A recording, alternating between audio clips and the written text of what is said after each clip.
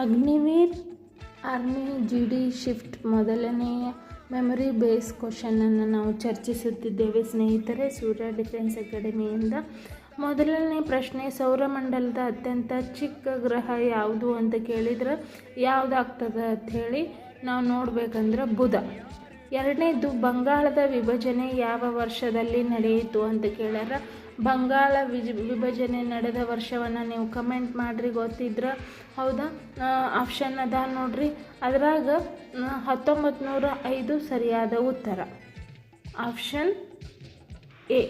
ಜೈ ಜವಾನ್ ಜೈ ಕಿಸಾನ್ ಘೋಷಣೆಯನ್ನು ನೀಡಿದವರು ಯಾರು ಅಂತ ಕೇಳ್ಯಾರ.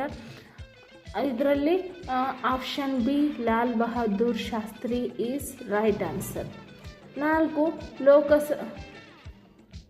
ನಾಲ್ಕನೇ ಕ್ವಶನ್, ಲೋಕಸಭೆಯ ಸದಸ್ಯರಾಗಲು ಕನಿಷ್ಠ ಎಷ್ಟು ವಯಸ್ಸು ಬೇಕು ಅಂತ ಕೇಳಿದರೆ 25 ವರ್ಷ.